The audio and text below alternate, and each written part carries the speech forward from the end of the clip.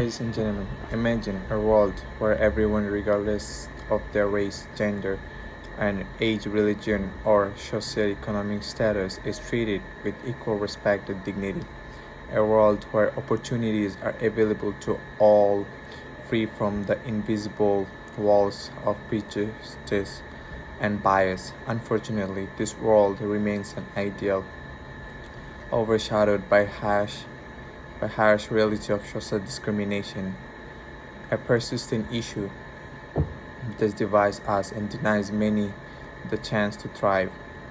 Social discrimination is not just an abstract concept, it is a live experience for millions, a manifested in various forms: racism, sexism, ageism, ableism, and more, permeating our workplace, school, and communities.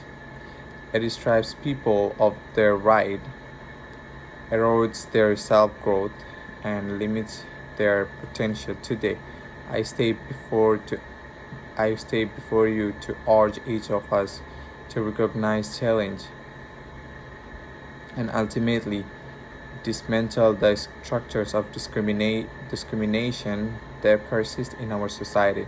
To understand the urgency of this issue, let us consider the impact of discrimination on people's lives.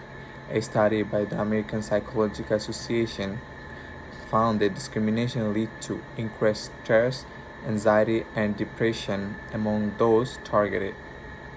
It hinders academic and professional achievement, creating a cycle of poverty of exclusion. For instance, people of colors and women often face wage gaps, not due to lack of skill or effort, but due to systematic biases that undervalue their contribution. But discrimination isn't just a problem for those directly affected, it harms society as a whole. When we marginalize certain groups, we lose out on the diverse perspectives and talents they bring. A report by McKinsey and Company highlights that companies with diverse workforce perform better financially. This finding suggests that diversity and inclusion are not only moral imperatives but also economic ones. In a world that is increasingly interconnected and competitive, embracing diversity is crucial for innovation and growth. Moreover, social discrimination undermines the core principle of justice and equality that our societies are built upon. The Universal Declaration of Human Rights proclaims that all human beings are born free and equal in dignity and rights. Yet every instance of discrimination is a betrayal of the fundamental promises. It is our responsibility to hold ourselves and our institutions accountable to those ideals.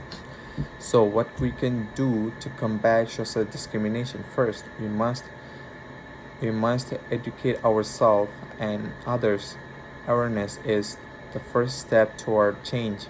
Understanding the history and mechanism of social discrimination can help us identify and address biases in our own life and communities. School and workplaces should provide training on diversity, equality, and inclusion, fostering environments where everyone feels valued and respected. Second, we must advocate for policies that promote equality. This includes supporting laws that protect against discrimination in employment, housing, education, and healthcare. It also means pushing for borders reforms, such as criminal justice reforms that addresses systematic inequalities affecting marginalized countries. Lastly, we must lead by example in our daily interaction, treating others with kindness and respect regardless of their background can set a powerful precedent. precedent, we can challenge discriminatory remarks or action when we encounter them, using our voice to stand up for those who may not have the opportunity to do so. So, and ending social discrimination is collective effort that requires each of us to take a stand. It is not enough to be non-discriminatory. We must be actively anti-discriminatory. We must challenge the status, advocate for justice, and celebrate the rich tapestry of women, of human diversity. So by doing so, we can create a society where everyone has the chance to reach their full potential and where the only things that limits us is the size of our dreams.